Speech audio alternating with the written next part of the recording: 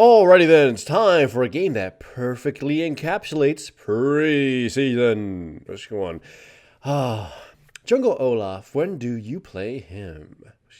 When the enemy team picks almost exactly like that. Isn't it fun when you see a team just rack up pure CC heavy champions and then you go Olaf? It's just like it makes you feel good inside. Now, funny thing too, they do have a Jungle Nunu who I have not seen a lot of, but apparently, quote unquote, he's good. But in every game I see him, he doesn't do all too well. So it sort of leads me to believe, after you check the win rates in the higher divisions, it's kind of seemingly doing better. That they just made him a lot harder to play, which is kind of sad considering he was one of those easy champions for a lot of players. But whatever. Funny enough, in the past, Jungle Nunu was very terrifying for Olaf to go up against because you're so weak in the beginning and you're so vulnerable that Nunu could just harass you 2 days on end. But now he's pretty much Nunu is very slow for the early game. Like his control aspect was pretty much gutted, so you don't really worry too much about him invading you. I mean, he could try to steal, but he can't, harass you and upset you and just make you want to destroy the world. Anyways. You can see I counter ganked him rather easily. Thanks to my ghost, I can catch up to the Urgot and finish him off. So I get myself a good, nice kill. Also really messes up the Nunu, so it forces him to back off or just slow down and not try to invade me. It also gave Renekton some breathing room because he was kind of being a little harassed at that moment. My bottom lane is also doing okay. Most of my team is doing pretty good right now. I mean, my bottom lane died, but you'll see what I mean. They're farming rather well. Anyways. It's kind of funny that now I've gained a lot of control on the map, taking the Scuttle Crab, Nunu not being behind and slow down. That's kind of one of the worst things about the Nunu rework, at least in my opinion.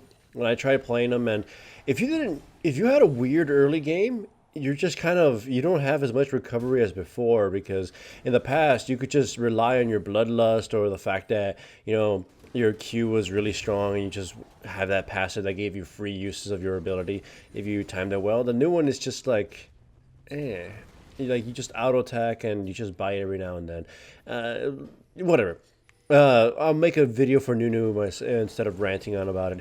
Anyways, that's what I mean. My bottom lane pushing the enemy who has been sort of killing them. They did die as a result of that, but thankfully it was only an execute.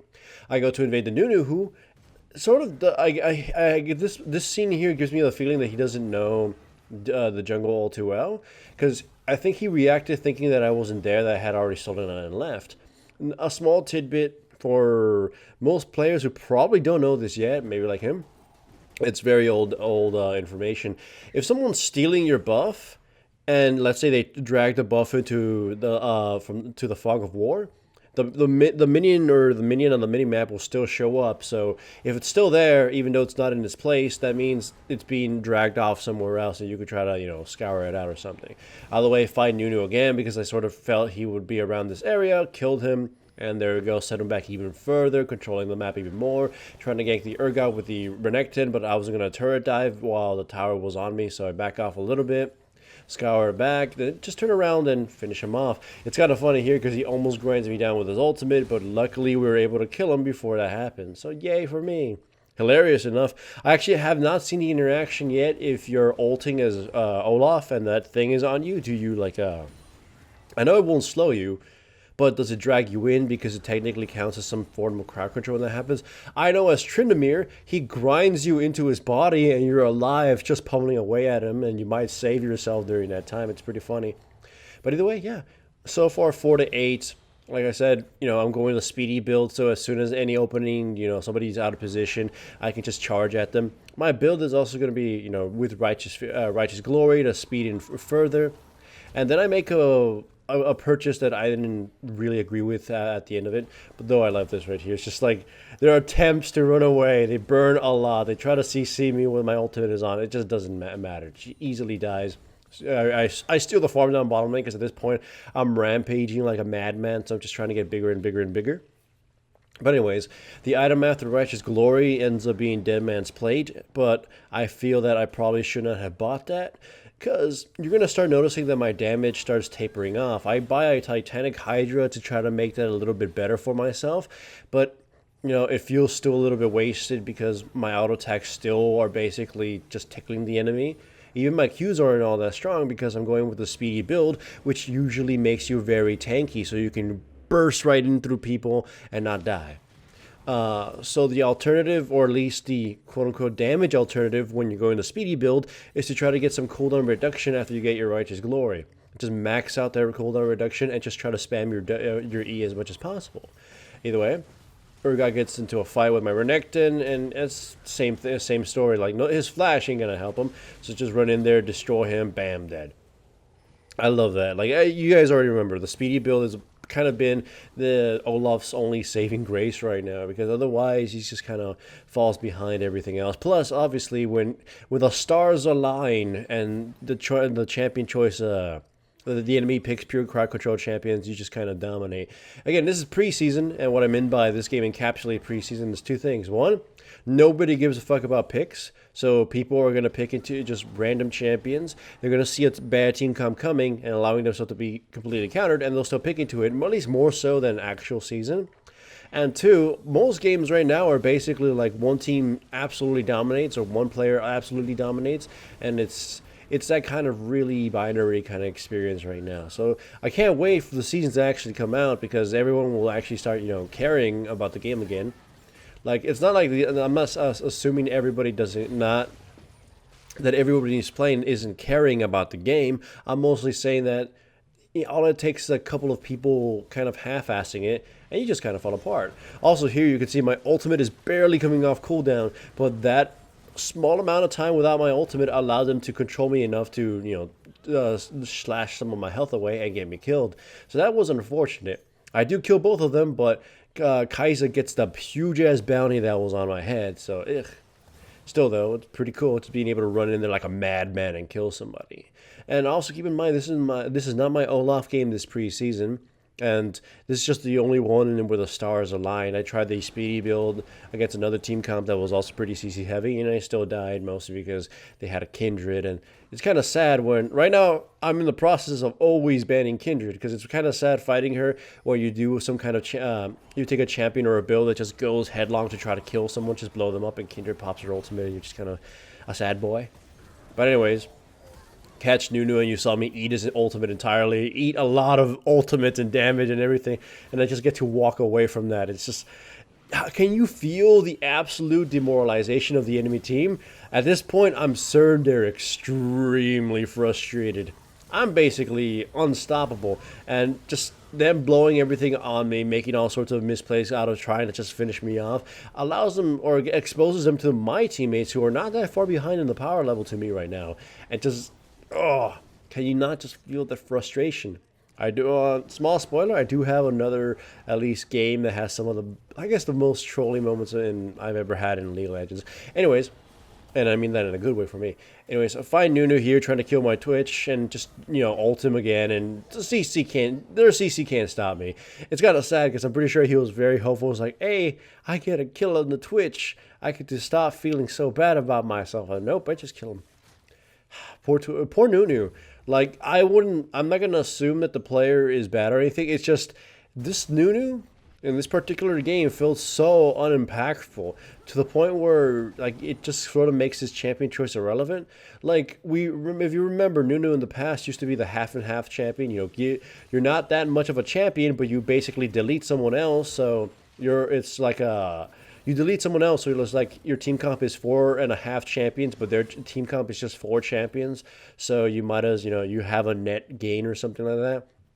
This Nunu, like in this game, especially as me being Olaf, just sort of felt like he had no hope at doing very much. Like, he couldn't initiate with his W, but all it takes is me going in onto him with my face, and nothing is going to happen. And the rest of my team is naturally kind of split up, and also the Nami just kind of counter-engages that anyways. So his giant snowball would never really be all that effective throughout this. And in the early game, he failed to control the game, so it just let me run amok and just kind of decimate everybody. And my teammates' superior laning just kind of won every individual lane throughout the course. At least for top lane, it was a slow grind. But yeah. And now that the team fights are on full-fledged running, it just, there's not very much that can be done. Also, this scene here is just kind of frustrating when we're pinging the Nami. It's like, Nami, push the tower or help me get out of here. And she's just like, she literally typed no. In fact, she healed herself under the tower just to taunt me. I don't know why my teammate decided to do this.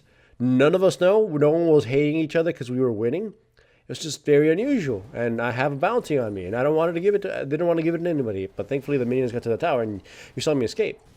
Then the enemy team goes for the dragon, and my teammates try to fight it, and I was just there to try to steal it. I didn't want to go for a full-fledged fight because I was not at full health, and we had burned a lot of our abilities in the last fight.